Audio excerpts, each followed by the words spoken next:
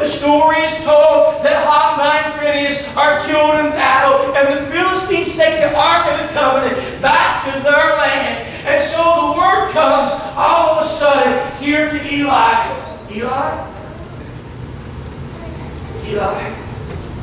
I'm sorry to bring you the news, but Hophni and Phinehas were killed. The Bible says immediately he rips his garments. He puts dirt on himself. There he is. He's so upset. The Bible says that it wasn't too long later that all of a sudden the word comes, Eli, I know that you're mourning over your sons, but I got to tell you that the Ark of the Covenant was taken by the Philistines. He falls over and he dies. Thank you, Eli. And let's stop there for a moment. We see that there was no vision. And it brings devastation. It brings defeat. Could I jump many years later? So the Bible talks about 400 silent years between the Old Testament and the New Testament. And there was a problem in those 400 years. There was no open vision for the things of God. We know that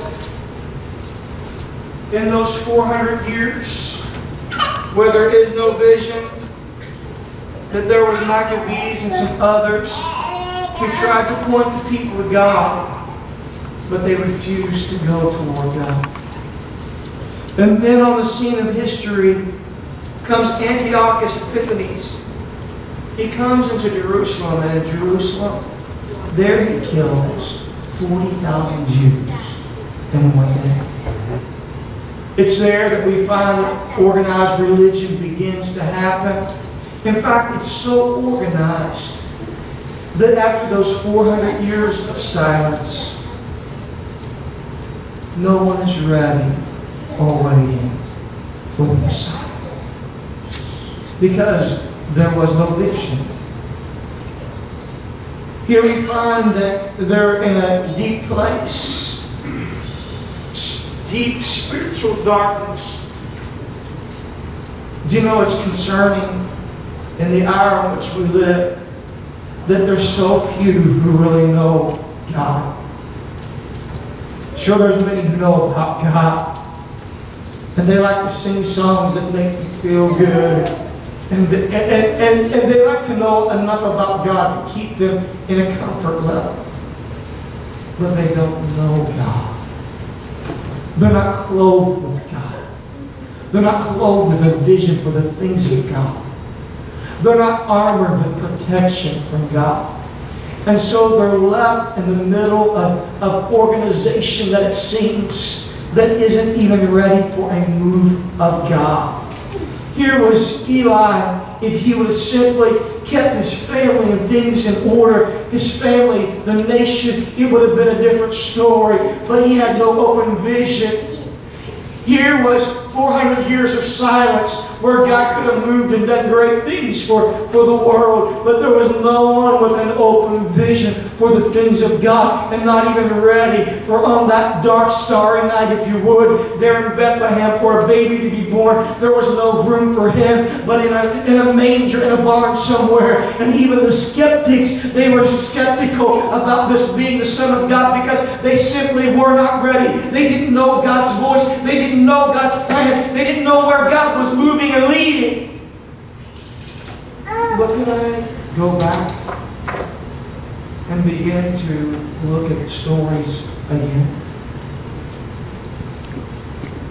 As we look at the stories, we find that, Samuel, come on up here, that all of a sudden, one day as this Samuel grows up, he gets taller as a man. So here he is, he's growing up, and God has spoken to his heart. And God begins to move in Samuel's life. And we find that as God's moving and speaking to Samuel, that here the Ark of the Covenant, it had been passed from place to place. And everywhere it was, now it comes to Ekron, and they said, please don't send it to us. You just want God to pour His wrath out on us, and we die. And so the word is given. And Samuel says, bring the ark of the Lord back. And we find that there in Mizpah, that he sets up a place. And he says, the place shall be called Ebenezer. Here too hath the Lord helped us. When we were subdued by the Philistines, God came by and He restored us and helped us. You see, God is a deliverer. What we need a vision of is for a deliverer. I want you to think about this. A deliverer. A deliverer. Daniel in Egypt, we find that God's people cried out, we need a deliverer.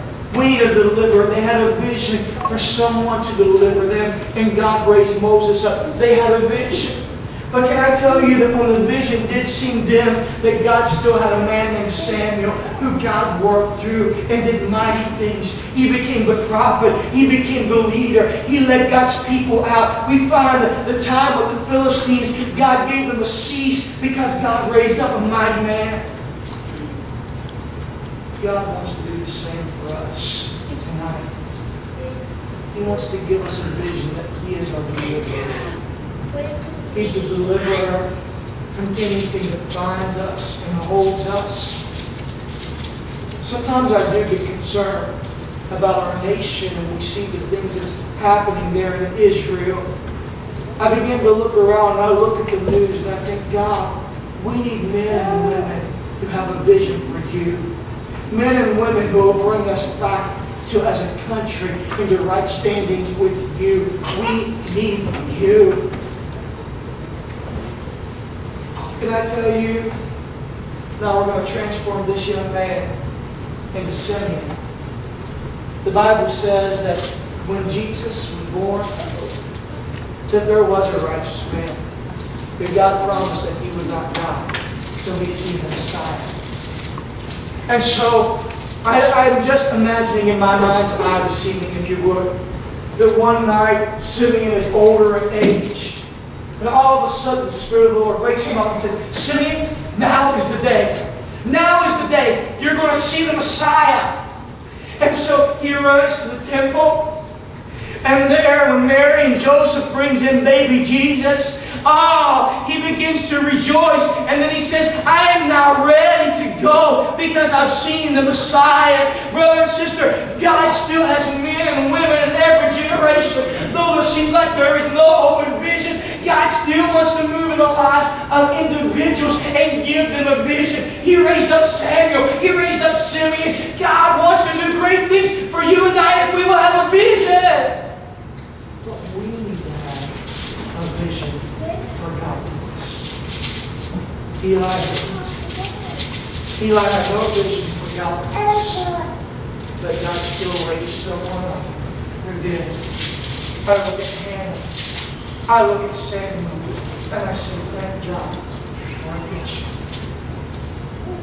In the middle of organized religion, and we live in that today. Organized religion is wanting to blend all religions and bring them together in the methodology of tolerance. But God still wants men and women in the middle of organized religion to say that I'm looking from God, the one true God, to me. Say, you have a vision, and you see God. Thank you, Daniel. Austin. This evening, I want to pose to you that where there is no vision, the people perish.